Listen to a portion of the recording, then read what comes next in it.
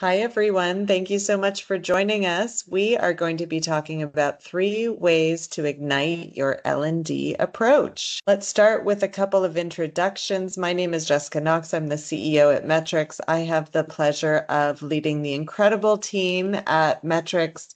We help large organizations create forward-thinking custom learning programs, and we also help make our clients' lives much easier through incredible quality and project management.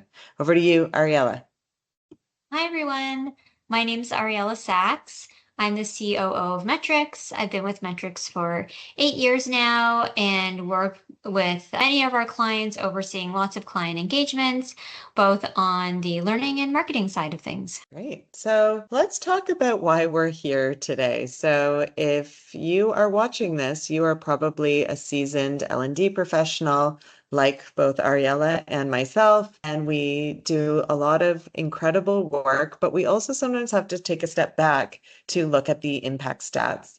Now, there's a lot of different sources of information, and of course, this is broad generalization, but when we do see statistics like 12% of learners transfer skills to behavior on the job, and that comes from Stella Collins, who's the CLO of Stellar Labs, or that 25% of respondents to a 2020 McKinsey survey said their training programs measurably improved, and that's from McKinsey. That is, probably lower than a lot of us would like to see. Metrix is quite invested in making a difference and making sure that as we design programs that we are not falling back to this average, but really, really doing much better. So what we wanted to do today, if you go to the next slide, is talk to you about 3 things that we believe will help you make a greater impact on your L&D initiatives. And so these ideas have actually been taken as somewhat of a highlights reel from a series of webinars that we've done with L10 over the past year. We kind of took the best parts of some of our most popular webinars and put them together for you in a condensed session so that you can get just the best of the best. So we're going to be talking about how behavioral science comes into play and theories and how that can make you a better designer, how marketing concepts can lead to greater impact in learning engagements, and then finally, how AI can help you measure impact faster. So let's dive in. We're going to start with the first one about behavioral science. What can we learn from behavioral science? It's important to recognize that a lot of the things that we care about as trainers are the same things that behavioral scientists have spent a lot of time and energy researching and understanding. So, like behavioral scientists, as learning professionals, our interventions are designed to result in a behavior change. And to achieve this and to achieve it well, we need to understand what factors are impact the motivation and engagement of the audience and what's going on in our audience's brains as they make decisions. So we'll take another step back and think about how brain plasticity works. If you can imagine, we're going to take a bit of a rock-based metaphor for how it all happened. So if we imagine our brain is a rock and it's creating neural pathways, and that's all about getting through the rock, there's 2 different approaches.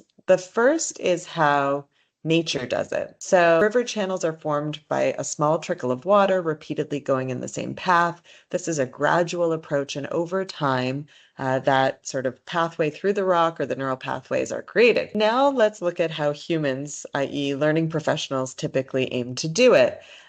When we want to get through the rock, we usually just put some explosives at the near the rock and we blast a hole through. So if you look at these 2 different approaches, the reality is that the brain truly is more like the first example. So our pathways in our brains are formed the same way as the river channel, and it's not the result of a single moment or a single event, but repeated and small actions reinforcing the same groove over time. So as I hinted at earlier, typically when we design a training event, we're more taking the rock blast approach when we should be thinking more about how to support the river channel. When we look at behavioral science and we look at the theories surrounding it, there are 3 different theories and concepts, and they do intersect with each other, but there are three that we typically look at Metrix when we are thinking about our designs. And one is behavior as the combination of motivation, ability, and prompts. The other, which is connected, is the importance of small, consistent steps. And the third, which you may be familiar with, is the rider and the elephant framework, which is about the emotional impact of behavior change and how important that is. We're going to focus just on the first one today. So if we go to the next slide, this idea of behavior being a combination of motivation, ability, and prompts, this is the Fogg model of behavior change. BJ Fogg is a great academic. He's the founder of the Behavior Design Lab at Stanford University. He's well known in the behavioral science space, and he's got lots of great resources, several books, a great website. So I'd encourage you to read more about him. A closer look at his model is really about defining behaviors, as we said, as a combination of motivation, ability, and prompts. So going deeper into that, when we look at motivation, it's all about, do I want to do it? Thinking about putting ourselves in the shoes of the learner. It's based on achieving something we want. So it could be hope, pleasure, acceptance. We've given a few examples. Or it could be about avoiding something we don't want, like fear, like pain, like rejection. So somebody has to be really motivated to change. And it's really considered just an important sort of prerequisite to be able to have behavior change. The second is ability. So not just do they want to do it, but how hard is it to do it? And it's not just about internal, do they have the skills, but it could also be environmental. So is there something about the environment that's making things harder to do? So it's really about the simplicity, how much effort is required to carry out the behavior. So what BJ Fogg says is without some motivation and some ability, behavior change will not happen. But the third piece of it is around prompts. So prompts are that cue to action. They're telling somebody to do a behavior right now. And the prompts, again, will not work if you don't have the motivation ability in place. So it's constantly a question of, do I want to do it? Can I do it? And should I do it now? And that's really what's summarized here. That's really the whole model and the mindset that we want to get into when we're thinking about our target audiences and designing in a way that facilitates that. So if we go to the next slide, how do we do it? Some hints here are, the first is just understand your audience. So take time to understand them. I can tell you we've been doing analyses where we work with tenured audiences, and we work with teams that have been working with, say, a tenured sales force for years, and they say, we know everything we need to know about the sales force. We've worked with them intimately for years.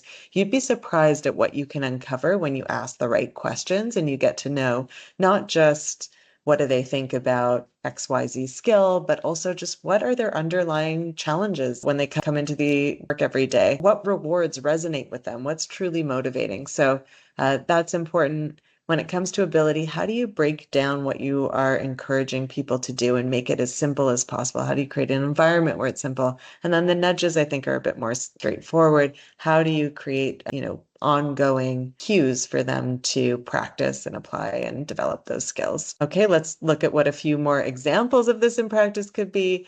One of them was the wall of whys that we have done for a couple of our clients for sales meetings. And so this asks participants to put down on literally a wall what their why is and to build a picture of that. And then there are ways to weave that into the whole program throughout the live workshops to come back to that why. So you're really hitting at what is motivating each individual person. How can we visualize that? How can we make the connection back to that for them? A wrist is a great tool we've worked with around nudges. They do text-based nudges, and they can be a really valuable tool to get ongoing nudges and prompts in the flow of work. So on your phone when you're out in the field.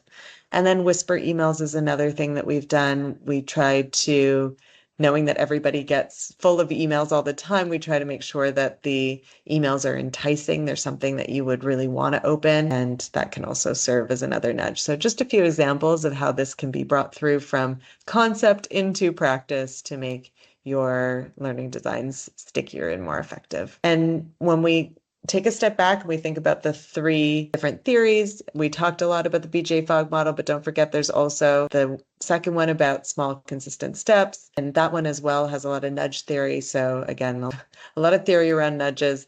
And then the spider and the elephant framework, there's a lot there, but one thing that they say helps people with behavior change is to show rather than tell in your next project. So show what good looks like. Don't just tell, which I think is, again, a real opportunity for learning designers. Okay, so I'm going to pass it over to Ariella, who's going to dive into our next concept around pulling from great ideas for marketing.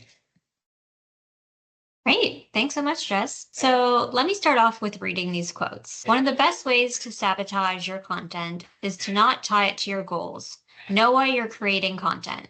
This was from a senior content manager at Glint. And instead of interrupting, work on attracting, from the co-founder of HubSpot. So for anyone that's been in L&D, these quotes will likely resonate.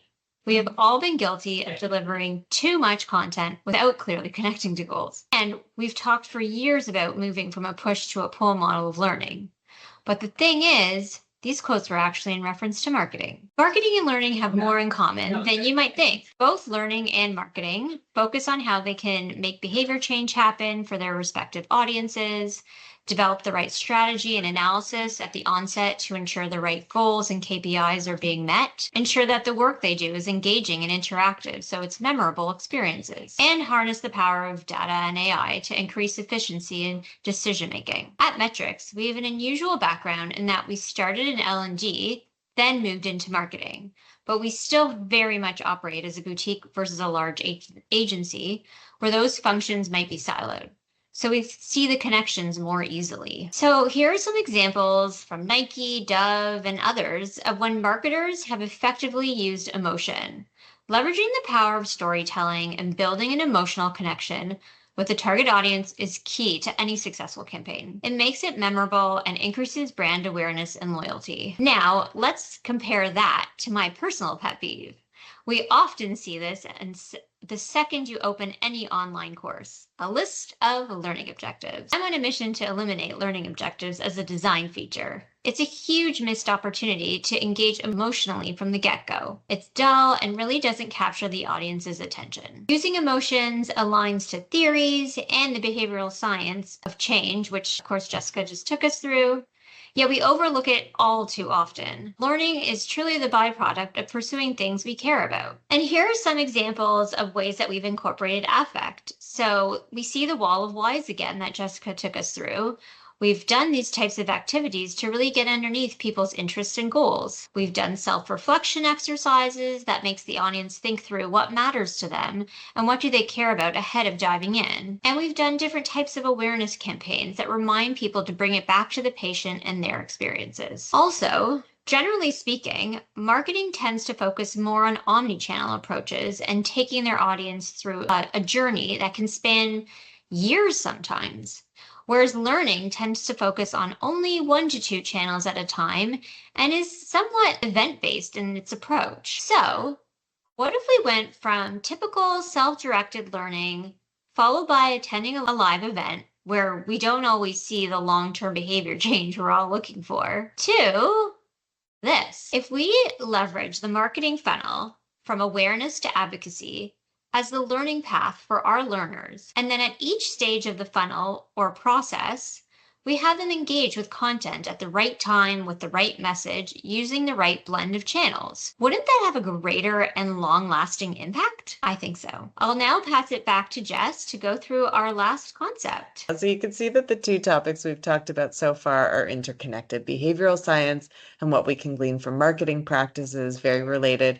We're now going to go on a journey in a different direction and talk about how AI can help you accelerate statistical analyses. If we think about all of the different ways in which measurement and evaluation come into play in learning design, we can think about formative learner measurement and feedback. So that's measurement and feedback that's happening throughout the program to help learners adjust and help facilitators, etc. Summative is at the end to say, okay, are they really ready to take on that? Are they customer ready? Are they next role ready? Whatever it is. There's just also using data to understand learner preferences and needs, which is a whole area in and of itself before you even start the design of a program. And there's also evaluating and communicating the impact of training, saying, hey, did the training do its intended job?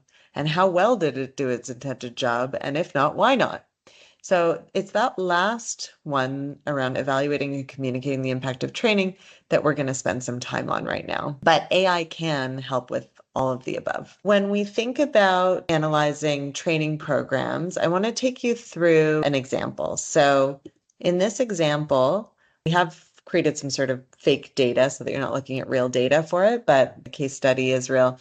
We looked at the impact of a redesign of advanced sales training. So if you can imagine there was an existing program, it had a certification component for advanced sales training, and then there was a redesign where the goal was to address some of the issues that were found with the previous program and make it more effective. And one of the questions to evaluate its impact is to say, hey, has there been an improvement in sales performance versus the previous program? So if we go to the next slide, you can imagine that the following data was collected for both the original program as well as the redesign program. Participant number, so each participant given a number, of course, anonymizing the data so that we're not incorporating personal details, certification scores, so how well they did on the certification, average revenue 3 months pre-training, and average revenue 3 months post-training. And again, the 3 months is arbitrary. You could argue that you could take a longer perspective, but if you imagine getting all of that data into a spreadsheet, and then that's where AI can come in and add a lot of value for us. And I want to show you how. You can imagine using ChatGPT. So ChatGPT 4 has a great analysis capabilities when it comes to Excel and data. I recognize that not every company has sanctioned use of this tool, so you definitely have to make sure that that is a possibility. In this case, in some cases, we're able to, because the data is so anonymous, we are able to use the data. And you can see here highlighted in red that you feed it the Excel file and you say, has there been an improvement in average sales revenue post-training between the original program and redesign program? So that's an example of a prompt that you can give it. And you can see how ChatGPT shows its work and then gives you the average increase of the redesign program. So here you can see data there. If you can see that the redesign program increased the sales revenue by more than the original program.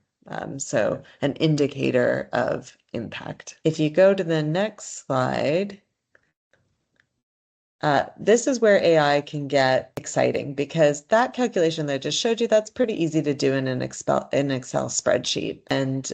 But then here's where you can actually use the power of AI to go deeper. So in this case, we asked, is the difference that we saw statistically significant? And that is where we started to see that it was able to do the calculations and come up with a p-value, which showed that there was a statistically significant improvement. So you're getting a bit more rigorous with your data analysis.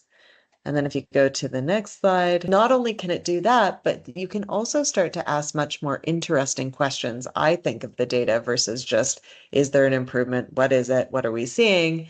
But in this case, we've asked if there's a correlation or a relationship between how well people do on the certification versus what we see for revenue in the field. So that could tell you interesting things about the effectiveness of your certification. Is it a good indicator? Because often we really don't know. And so again, this is just an example that we've given with a false data set to give you an idea, but we have been doing a lot of this type of work with clients to start to ask more interesting questions. And AI, of course, can give you the ability to do things like statistical analysis or quickly ask questions in a way where before you may not have had the skills or the time to do so. So that's, again, just a opportunity that we see can be really interesting at a time where we need to be a lot more rigorous, I think, and reflective about our data. So that's it. We have covered a lot of ground today. We've covered behavioral science theory, we've covered concepts from marketing, and we've covered AI for data analysis. We hope that you have taken away a few nuggets from this. And of course, if you ever want to talk to us further about this or any other ideas, we love to talk learning. We love to talk impact. So you can reach out to myself or Ariella. And thank you for your time. Thank you so much.